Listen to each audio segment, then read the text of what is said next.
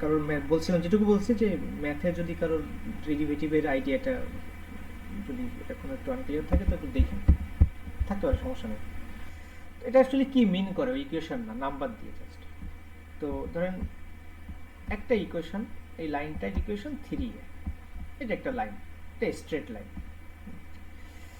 তো অ্যাকচুয়ালি এর ডেরিভেটিভ বলতে কি বোঝায়, যে আমরা যে বলি ডি অফ এফ ডিভাইডেড এ বা D of F A divided, এটা আসলে কি বোঝায়?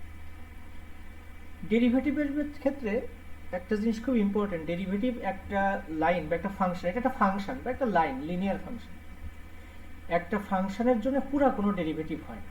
তাহলে আমরা দেখি যে একটা ফাংশনের ডেরিভেটিভ সবথেকে ইম্পর্টেন্ট জিনিস হলো যে ধরেন ফাংশনের লাইন একটাই, একটা জিনিস ধরেন 3a, একটা ফাংশন বা একটা লাইন, তার ম্যাথমেটিক্যাল রূপ 3a। বাট এই 3 এর ডেরিভেটিভ যদি আমি বলি তাহলে আমি বলতে পারবো না যে পুরোটা ডেরিভেটিভ, এরকম না।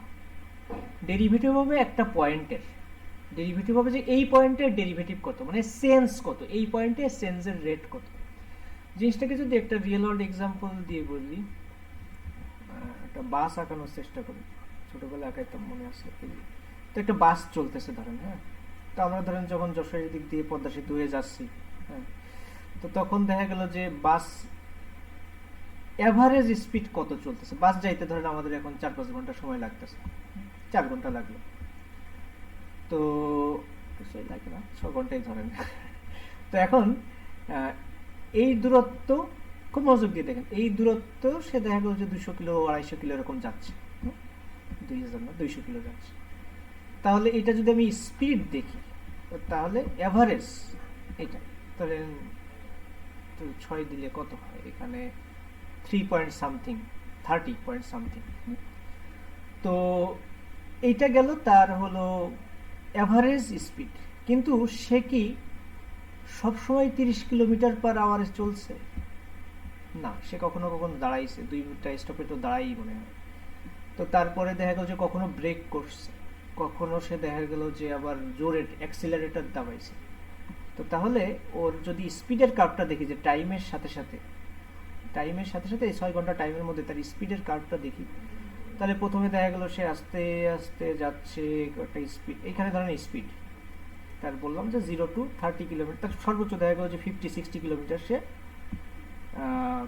স্পিড তুলছে এই যাত্রায়। তো এখন প্রথমে এসে দেখা গেল যে এতটা স্পিড দিয়ে শুরু করছিল, 0 থেকে এতটা স্পিডে চলতেছিল, ফাঁকা রাস্তা পেয়ে আবার চলছে, আবার একটা জায়গায় এসে থেমে গেছে, মিনিমাম পয়েন্ট, এইখানে এতটুকু সময় থামা ছিল, থামার পরে সে আবার আস্তে আস্তে বাড়ছে, তারপরে একটা জ্যাম রাস্তা ছিল, আস্তে আস্তে আস্তে আস্তে এতটুকু স্পিডে কনস্ট্যান্ট স্পিডে চলছে। তারপরে দেখা গেলো একটা সময় সে তার পিক স্পিডে চলেছে, পদ্মা সেতুর উপরে যে একদম পিক স্পিডে কিছুটা চলে, তারপরে আস্তে আস্তে ঢাকার মধ্যে যেহেতু একটু বাড়ে একটু কমে, একটু বাড়ে একটু কমে, হ্যাঁ, তো এরকম চলতেছে। তো তাহলে তার এই যে চেঞ্জ, স্পিডের চেঞ্জটা কেমন দেখেন, সেইখানে স্পিড বাড়াচ্ছে। আমি যদি টাইমের রেসপেক্টে দেখি তাহলে সে এসে ধুম করে এতটুকু সময়ের মধ্যে সে এতখানি স্পিড বাড়াই দিচ্ছে যখন কাউন্টার থেকে শুরু করছে যশোরে। তো তাহলে এইখানে তার স্পিডের চেঞ্জের হার কত, এটা অনেক বেশি। স্পিডটা কত দ্রুত চেঞ্জ হচ্ছে, যে অল্প সময়ের মধ্যে অনেকটা চেঞ্জ হচ্ছে, যে পার ইউনিট টাইমে ধরেন 1 আওয়ারে তার স্পিডের অনেক বেশি চেঞ্জ হচ্ছে, পার ইউনিটটা যদি আমি বলি যে পার সেকেন্ড বা এরকম। তো এটা হলো অ্যাক্সিলারেশন, স্পিডের চেঞ্জ, এটা হলো অ্যাক্সিলারেশন। ফিজিক্সে আমরা বলি যে তার কতটা ত্বরণ হচ্ছে, যে আমরা পড়ছি তার স্পিডের চেঞ্জ কত হচ্ছে, একটা কোয়ান্টিটি তার চেঞ্জ কত হচ্ছে, এইটা হলো তার ডেরিভেটিভ। এইটা ঢাল, যে কতটা খাড়া। এখানে অল্প একটু, যে এক্স অ্যাক্সিসের অল্প একটু চেঞ্জের জন্য ওয়াই অ্যাক্সিসে অনেকটা চেঞ্জ হয়েছে, ডেল্টা ওয়াই যদি বলি ওয়াই অ্যাক্সিসের চেঞ্জ, আর ডেল্টা এক্স যদি বলি এক্স অ্যাক্সিসের চেঞ্জ, তাহলে এক্স অ্যাক্সিসের পার ইউনিটের জন্য ওয়াই অ্যাক্সিসে কতটুকু চেঞ্জ হয়েছে, ডেল ওয়াই বা ডেল এক্স। এইটাই হলো one kind of derivative. One kind of কেন বলতেছি, ধরেন এটা এফ, এই লাইনটা হলো F D by D X বা ডিওয়াই বাই ডি এক্স বলতে পারেন, যাই হোক। তো এইটা হলো ডেরিভেটিভের একটা বেসিক আন্ডারস্ট্যান্ডিং। তো সেটা বের করতে গেলে আমি যে কোনো মুহূর্তে কি করব, যদি আমি ডেরিভেটিভ বের করতে চাই, তো ওই সময় আমি একটা ত্রিভুজ আঁকাইতে পারি। ধরেন এই লাইনটা এরকম হইল, এখানে এরকম ভাবে বাড়ছে, বা অন্য একটা লাইন দেখি আমরা যে এইখানটাই তার কত ছিল। তো তাহলে আমি এইখান থেকে দুইটা পয়েন্ট নিব, পয়েন্ট নিয়ে ওই দুইটা পয়েন্টে ওয়াই এর ভ্যালু কত ছিল। তাহলে এখানে একটা ছোট রেক্ট্যাঙ্গেল, তাহলে বলতেছি এই পয়েন্ট অফ টাইমে, ধরেন এই মিডল পয়েন্ট অফ টাইমে তার rate of change of speed কত ছিল, মানে কত দ্রুত সে স্পিড বাড়াচ্ছিল বা কমাচ্ছিল, কিছু একটা করতেছিল। তো এখানে বাড়াচ্ছিল, পজিটিভ, যেহেতু এক্স এই দিকে যাচ্ছে আর ওয়াই এই দিকে, ওয়াইও বাড়তেছে, এক্স বাড়লে ওয়াইও বাড়তেছে। তো এই চেঞ্জটা হলো তার ডেরিভেটিভ বা স্লোপ, যে কতটা খাড়া, যত খাড়া, সিম্পল জিনিস, যত খাড়া তত স্লোপ বেশি, মানে ঢালু বা খাড়া যেটা বলতেছি। তো এটার মানে ইনহেরেন্ট মিনিং কি, যে আমি এক্স অ্যাক্সিস বরাবর চেঞ্জ করলে ওয়াই অ্যাক্সিস বরাবর কত বেশি চেঞ্জ হচ্ছে। তো আমি যদি এই কার্ভটা দেখি, যে এক্স অ্যাক্সিস আমি একই পরিমাণ চেঞ্জ দেখি এইখান থেকে এই পর্যন্ত, তো এই কার্ভটা এইখানে দেখলে আমি এইখান থেকে এই পর্যন্ত আসতে আমার এতটুকু চেঞ্জ হয়েছে, ওয়াই এতটুকু চেঞ্জ হয়েছে।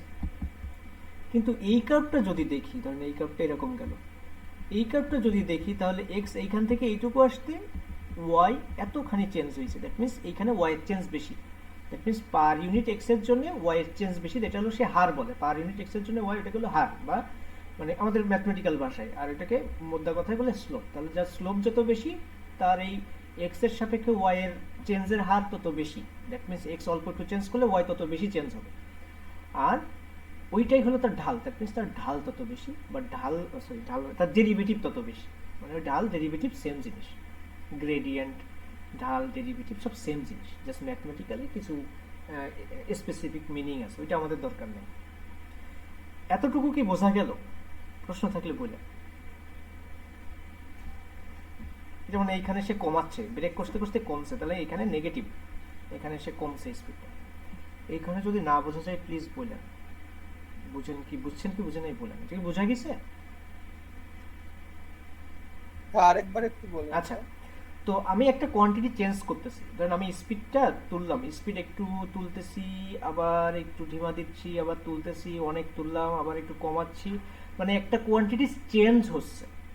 কিসের জন্য, কিসের সাথে সাথে চেঞ্জ হচ্ছে? দেখা গেলো এক্স অ্যাক্সিস বরাবর চেঞ্জ হচ্ছে। তো এখন এই ঢালের কনসেপ্টটা হলো যে আমি ধরেন একটা কোয়ান্টিটি এইভাবে চেঞ্জ হলো, এই লাইন ফলো করলো, আর একটা কোয়ান্টিটি এই লাইন ফলো করলো। তো এখন একই পরিমাণ আমি যদি এক্স নেই, এক্স অ্যাক্সিস চেঞ্জ করি, ওয়াই অ্যাক্সিস চেঞ্জ কিন্তু দুইটা দেখেন খুব ডিফারেন্ট চেঞ্জ। এইটা হচ্ছে যে দুই, যদি এটা বলি 2 নম্বর লাইন, আর এটা যদি 1 নম্বর লাইন বলি, 1 নম্বর লাইনে অনেক কম চেঞ্জ হইলো ওয়াই অ্যাক্সিসে, আর 2 নম্বর লাইনে অনেক বেশি চেঞ্জ হয়েছে। তাহলে এক্স এর চেঞ্জের সাপেক্ষে ওয়াই এর চেঞ্জ কার বেশি, এইটা কি ডিফাইন করে? এটা হলো তার ঢাল। যার বেশি চেঞ্জ হবে তার ঢাল, সে তত বেশি খাড়া হবে, এখানে তত বেশি খাড়া বা ঢাল, সিম্পল জিনিসটা যে খাড়া। আর এই জিনিসটাই হলো ম্যাথমেটিক্সের বা লিনিয়ার অ্যালজেব্রার সেই ডিআই বাই ডিএক্স বা ডেরিভেটিভ। ওকে, এটা হলো তার ডেরিভেটিভ। তো এই জিনিসটা আমরা এখন একটু অন্যভাবে বুঝি, একটা ফাংশন দিয়ে। হ্যাঁ, যদি না বুঝেন আবার বলবেন। তো যেমন এখানে একটা ফাংশন আছে ওইরকম 3a, আর এখানে কয়েকটা জিনিস খেয়াল করছেন কিনা দেয় না, এই যে এইখানে কিন্তু এইটা হলো ম্যাক্সিমাম, এখানে পৌঁছাই গেছে, এখানে আর কোনো চেঞ্জ হচ্ছে না, এখানে কিন্তু কোনো চেঞ্জ নাই, সেম স্পিডে চলতেছে, দ্যাট মিনস এখানে কিন্তু ঢাল 0, এখানে কোনো চেঞ্জ নাই। ঢাল মানে আপনার কোয়ান্টিটিটা কত চেঞ্জ হচ্ছে, যদি চেঞ্জ না হয় তাহলে তার কোনো ঢাল নাই, মানে এখানে ফ্ল্যাট, ঢালু না তো, এটা ফ্ল্যাট, তার কোনো চেঞ্জ হচ্ছে না। ওকে, তো এইটা একটা ঢাল, এটা চেঞ্জ হচ্ছে, কনস্ট্যান্ট চেঞ্জ হচ্ছে আমরা দেখতেছি। তো এই ঢালটা কিভাবে বের করতে হয় ম্যাথমেটিক্যালি? তো আমরা আগে দেখি যে ধরেন, তাহলে আমি বললাম যে এক একটা পয়েন্টে আলাদা, এক একটা পয়েন্ট, যেমন এই পয়েন্টে বাড়তেছে, এই পয়েন্টে আবার এখানে ফ্ল্যাট মতো আছে, এই পয়েন্টে বাড়তেছে, এখানে ফ্ল্যাট, এখানে আবার কমতেছে। তো তাহলে এটা দিয়ে বুঝলাম যে ঢালটা এক এক পয়েন্টে এক এক রকম হইতে পারে, এটা আমরা ক্লিয়ার। ওকে, এতটুকু ক্লিয়ার যে আমাদের ঢাল বা চেঞ্জটা এক এক পয়েন্টে এক এক রকম হইতে পারে। ইকরামুল ভাই যদি কথা না বলতে পারেন প্লিজ লিখে দিন যে আমি বুঝতেছি কি বুঝতেছি না। আমার এখানে জাফর ভাই, জাফর ভাই কি বুঝছেন ঢালের মানে চেঞ্জ আর ঢালের? আচ্ছা ঠিক আছে, থ্যাংকস। তো তাহলে এখন দেখি যে আমি যদি এটা অ্যাকচুয়ালি কি মানে ম্যাথমেটিক্যালি কেমন বোঝাই। যে ধরেন a ইকুয়ালস টু এটা এক্স এর অ্যাক্সিসে, এটা হলো ধরেন a হলো আমার ইন্ডিপেন্ডেন্ট ভেরিয়েবল, আর ওয়াই অ্যাক্সিসে হলো আমার সেই এফ ফাংশন, এফ অফ এ। তো আমার যদি এখন এ ধরি যে 2 পয়েন্ট, এ যখন 2 নাম্বার অ্যাক্সিসে আছে, 2 নাম্বার পয়েন্টে আছে এর ইউনিটে, যেমন ধরুন আমার টাইমের মতো যে 2 ঘন্টা পরে যে যখন আমি দেখতেছি আমার জার্নি, তখন আমার এফ অফ এ কত আছে সেটা পাওয়ার আমার একটা রিলেশন আছে, সেটা হলো 3 টাইমস এ, দ্যাট মিনস 6।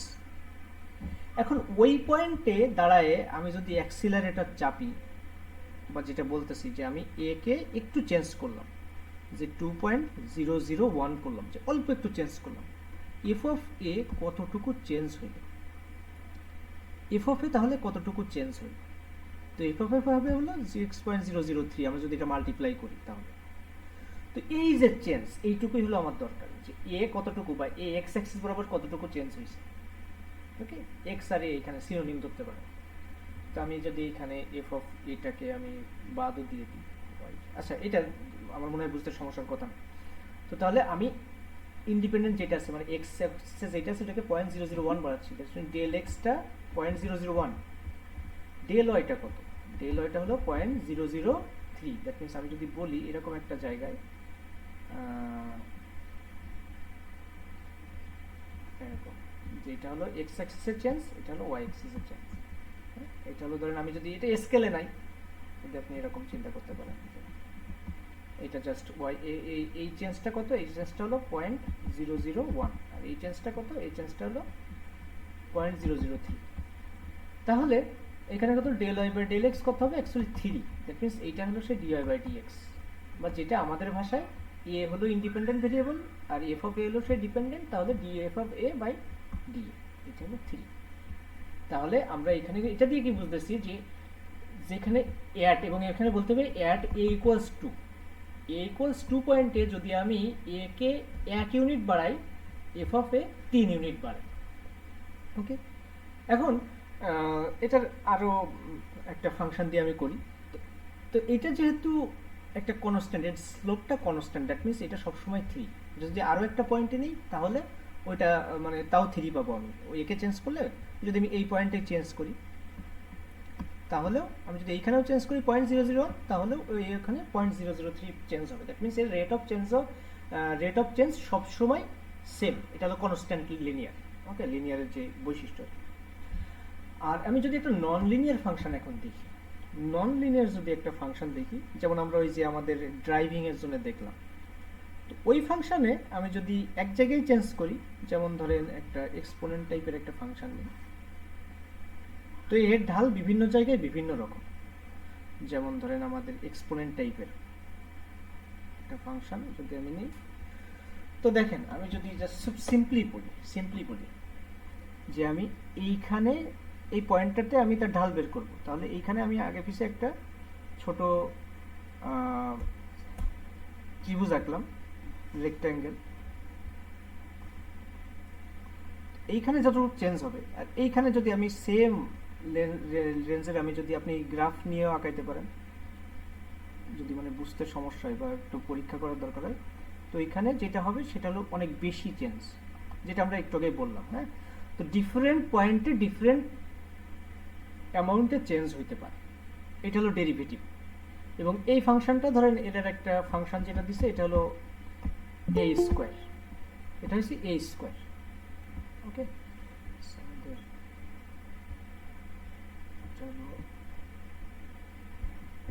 তো এটা হলো এ স্কোয়ার।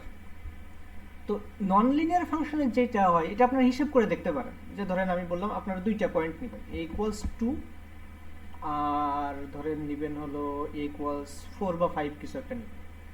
দুইটা পয়েন্টে আপনার এটা কিভাবে চেঞ্জ হচ্ছে, ধরেন এ ইকুয়ালস 5 নিলাম, এই দুইটা পয়েন্টে আমরা আগে যেরকম ক্যালকুলেট করলাম, এটা যদি কারো বুঝতে সমস্যা হয় তো বোঝার জন্য এটা করতে পারেন, যে ইকুয়ালস একটা পয়েন্টে আমি যদি তাকে 0.001 বাড়াই তাহলে কতটুকু হবে, ইকুয়ালস আরেকটা পয়েন্টে 0.00 একই পরিমাণ বাড়াই তাহলে ওয়াই কতটা চেঞ্জ হচ্ছে।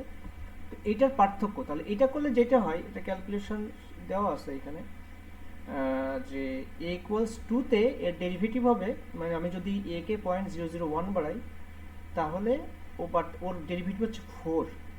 দ্যাট মিনস ওর এফ অফ এ বাড়তেছে 4 টাইমস। তো এইখানে ডিএফ দিয়ে এটা হচ্ছে 4, আর এ ইকুয়ালস 5-এ এটা হচ্ছে মনে হয় 6। আমি একটুখানি দেখে নিই, এটা হচ্ছে সিক্স না সরি এটা 10 হবে, সরি 10 2a 10 এটা 10, কারণ এটা সূত্র আছে। হ্যাঁ, সূত্র হলো, এখন এই জিনিসগুলো অনেকে আমাদের জন্য করে রাখছে ম্যাথমেটিক্সিয়ানরা, বা ক্যালকুলাসের বইতে পাওয়া যায় সূত্রগুলো। তো আমাদের এখানে ডেরিভেটিভটা হবে 10, মানে এখানে চেঞ্জ অনেক বেশি। তো এটা আমরা ক্যালকুলাসে যদি দেখি তাহলে ডিএফ এ বাই ডিএ এটা অ্যাকচুয়ালি হবে 2a।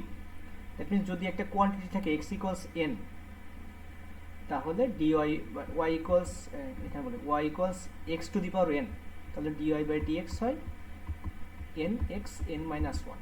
তো সেটা আমরা এখানে কাজে লাগাইছি। তো এরকম অনেক আছে, যেমন ধরেন ln x, এটার di বাই dx করলে পাওয়া যায় হলো 1 বাই x।